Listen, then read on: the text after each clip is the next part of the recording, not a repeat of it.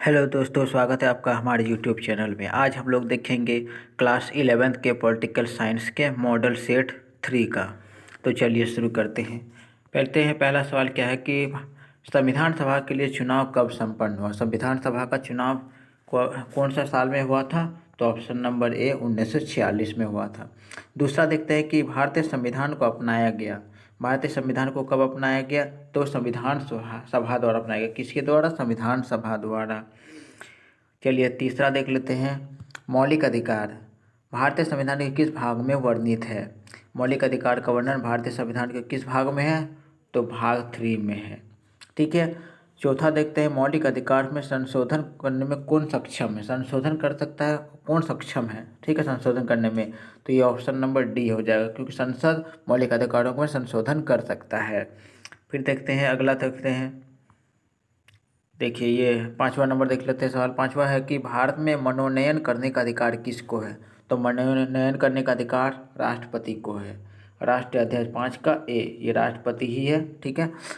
छठा नंबर आ जाते हैं। छठा क्या है कि भारत में किनके चुनाव में अनुपातिक प्रतिनिधित्व चुनाव प्रणाली अपनाया जाता है? तो किसके चुनाव में किया जाता है, अपनाया जाता है? तो राष्ट्रपति के चुनाव में। ऑप्शन नंबर डी इसका सही आंसर हो जाएगा। फिर बढ़ते हैं 7वें नंबर की ओर। 7वां नंबर क्या है कि साधारण बहुमत प्रतिनिधित्व व्यवस्था के लिए गलत कथन है। इसमें देख रहा है कि गलत कथन कौन सा है? तो ये प्रणाली बहुत खर्चीला है, ये कथन गलत है, यानी कि इसका ऑप्शन नंबर डी ही सही आंसर है। ठीक है। 8वें आ जाते हैं। 8वां में क्या देख रहे हैं? 8वां क्वेश्चन है कि संघीय कार्यपालिका की व्याख्या संविधान के किस भाग में की गई है? तो संघीय कार्यपालिका का बात करें तो संघीय कार्यपालिका का जो व्याख्या है वो संविधान के भाग 5 में किया गया, यानी कि ऑप्शन नंबर डी इसका सही आंसर है। 9वां देखते हैं, भारतीय संविधान के अनुसार देश का प्रथम नागरिक कौन होता है? तो देश का प्रथम नागरिक किसे माना जाता है? तो राष्ट्रपति को माना जाता है प्रथम नागरिक। फिर 10वां आ जाते हैं। 10 देखते हैं कि भारत का उपराष्ट्रपति किसका पदेन सभापति होता है?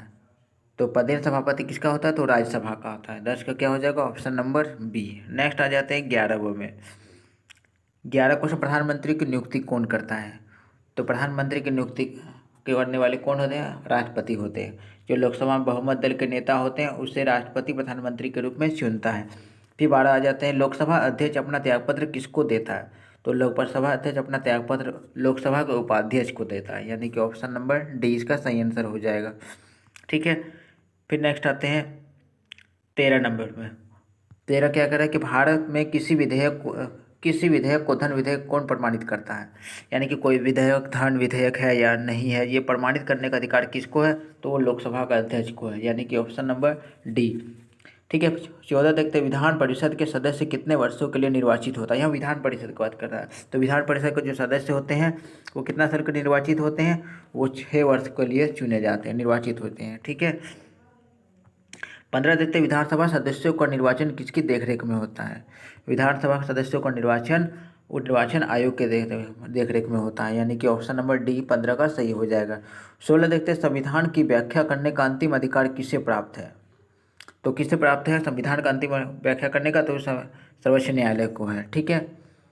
बढ़ते हैं नेक्स्ट वाले क्यों। 17 देखते हैं, भारत में न्यायपालिका है, तो भारत का न्यायपालिका कैसी है? तो ये देखते हैं स्वतंत्र है, ऑप्शन नंबर डी हो जाएगा सही आंसर। 17 का क्या हो जाएगा? स्वतंत्र है, ये किसी के अंदर में काम नहीं कर रहा, ये स्वतंत्र निकाय है। फिर बढ़ते हैं नेक्स्ट 18वें नंबर के।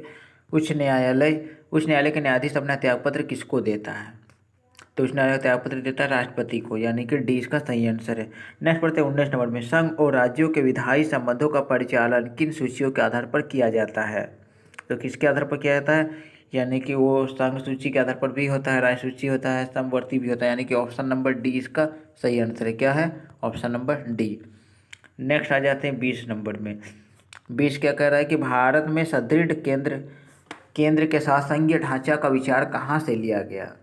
तो ये विचार जो लिया गया है वो लिया गया है कनाडा से, यानी कि ऑप्शन नंबर सी इसका सही आंसर है। ठीक है। 21 नंबर देखते हैं, भारत में निम्नलिखित में से किसके अंतर्गत पंचायती राज प्रणाली की व्याख्या की गई? पंचायती राज प्रणाली की व्याख्या किसके अंतर्गत किया गया है? तो वह है राज्य के नीति निर्देशक सिद्धांत के अनुसार, यानी कि ऑप्शन नंबर सी इसका सही आंसर है। 22 भारत 22 में है, भारतीय संविधान के किस संशोधन में पंचायती राज संस्थाओं को संवैधानिक आधार प्रदान किया गया है? ठीक है। तो ये हो जाएगा आपका option number C, option number A, 73वां संविधान संशोधन 22 का ए ऑप्शन है। ठीक है, फिर बढ़ते हैं 23 नंबर में, संविधान को एक पवित्र दस्तावेज किसने कहा है? संविधान को पवित्र दस्तावेज करने वाले कौन है? तो डॉक्टर भीमराव अम्बेडकर है, यानी कि ऑप्शन नंबर सी इसका सही आंसर है। 24 पढ़ते हैं, 24 में क्या कल्याणकारी राज्य की संकल्पना का समावेश भारत के संविधान में है?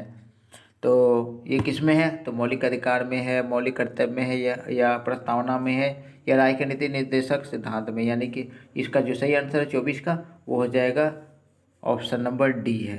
ठीक है, 24 का क्या हो जाएगा? ऑप्शन नंबर डी, राज्य के नीति निर्देशक तत्व में है।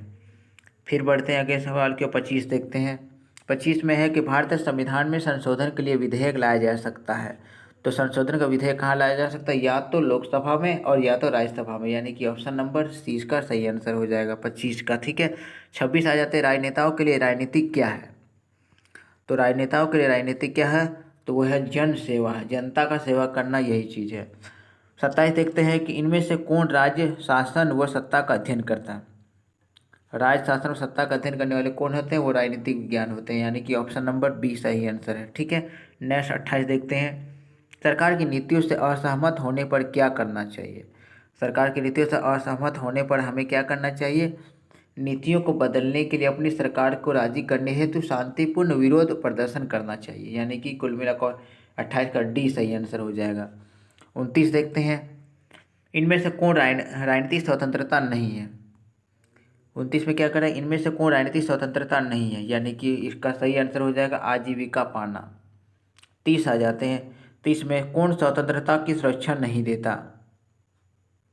स्वतंत्रता की सुरक्षा कौन नहीं देता? तो राजनीतिक पार्टियां नहीं दे जाता, यानी कि 30 का हो जाएगा डी।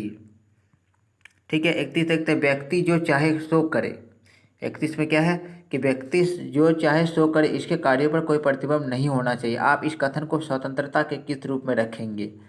यानी कि ये किसे रखेंगे? ये प्राकृतिक स्वतंत्रता के अंतर्गत इसको रख सकते हैं। ठीक है, 32 आ जाते हैं, फ्रांसीसी क्रांतिकारियों को क्या नारा था? फ्रांसीसी क्रांतिकारियों का नारा क्या था?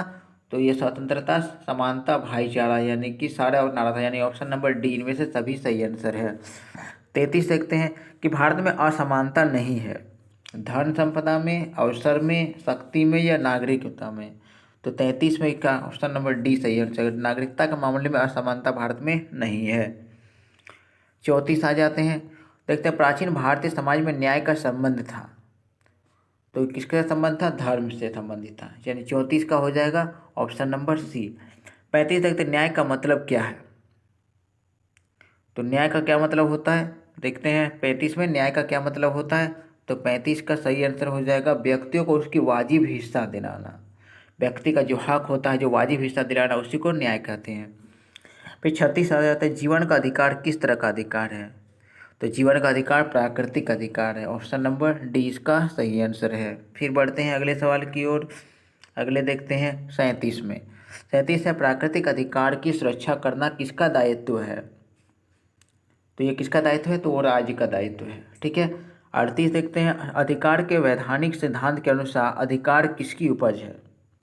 तो किसका अधिकार किसकी उपज है? तो कानून की उपज है, यानी कि ऑप्शन नंबर ए इसका सही आंसर है 38 का। 39 देखते हैं, 39 में, एक व्यक्ति द्वारा घर में टेलीफोन लगवाने के लिए आवेदन दिया गया, 2 माह बीत जाने पर भी घर में टेलीफोन नहीं लगा, व्यक्ति देरी का कारण जानने के लिए किस अधिकार का प्रयोग करेगा?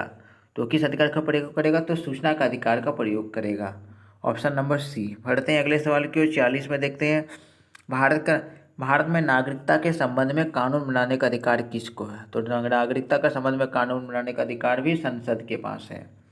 ठीक है, 41 देखते हैं, नागरिकता खत्म हो सकती है, नागरिकता कौन आधार से खत्म हो सकता है? शिक्षा प्राप्त करने के लिए विदेश जाने से, तो इसमें तो नहीं होगा। परिवार से दूर रहना, ये भी नहीं होगा। घूमने के लिए विदेश जाना, इसमें भी नहीं होगा। देशद्रोह का अपराध सिद्ध होने पर, अगर देशद्रोही आपने किया है तो इसे नागरिकता खत्म हो सकता है, यानी कि ऑप्शन नंबर डी इसका सही आंसर है। ठीक है, 42 आ जाते हैं, कितने वर्षों तक लगातार देश से बाहर रहने पर नागरिकता समाप्त हो जाती है? तो क्या हो जाएगा? कितने वर्षों तक भारत में दूसरे देश में रहने पर नागरिकता समाप्त हो जाती है? तो ये 42 का क्या हो जाएगा? डी हो जाएगा, 11 वर्ष तक। 42 का नहीं, ये गलत मैंने बताया, 42 का जो सही आंसर है 7 वर्षों तक। 42 का बी सही आंसर होगा। ठीक है, इसका सही आंसर क्या हो जाएगा? 20। 42 का बी याद रखिएगा। फिर बढ़ते हैं 43वें नंबर। 43 देखते हैं क्या, साम्राज्य के पतन में कौन मुख्य जिम्मेदार है? तो साम्राज्य के पतन में कौन जिम्मेदार है? तो वो राष्ट्रवाद है, यानी कि ऑप्शन नंबर डी। ठीक है, 44 देखते हैं, ये एक संस्कृति एक राज्य के विचार से क्या परिणाम निकले? तो क्या परिणाम निकले? तो राज्यों की सीमाओं में बदलाव आए, ये भी सही है। बहुत बड़ी जनसंख्या का विस्थापन हुआ, ये भी सब बात सही है। सांप्रदायिक हिंसा हुई, ये भी सही है। यानी कि उपरोक्त सभी सही है आंसर हुआ, यानी कि ऑप्शन नंबर डी इसका सही आंसर है, 44 का डी। फिर बढ़ते हैं 45 में। 45 क्या, धर्म सापेक्षवाद में, धर्म सापेक्षवाद में क्या होता है? धर्म और राजनीति जुड़े होते हैं, यानी कि ऑप्शन नंबर बी सही आंसर है, 45 का बी। 46 देखते हैं, समान नागरिक संहिता की कामना करता है। तो धर्मनिरपेक्ष राज्य की कामना करता है, यानी क्या हो जाएगा? ऑप्शन नंबर 20 का सही आंसर है, 46 का बी। पढ़ते हैं नेक्स्ट वाले की, 47 की। नास्तिकवाद का किसने समर्थन किया?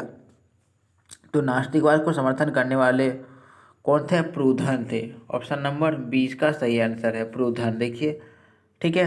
48 आ जाते हैं, शीत युद्ध है। तो शीत युद्ध एक्चुअली क्या होता है? 48 वाक युद्ध है, कोल्ड वार बोला जाता है। 48 को ये शीत युद्ध है, इसे कोल्ड वार बोला जाता है, कोल्ड वार।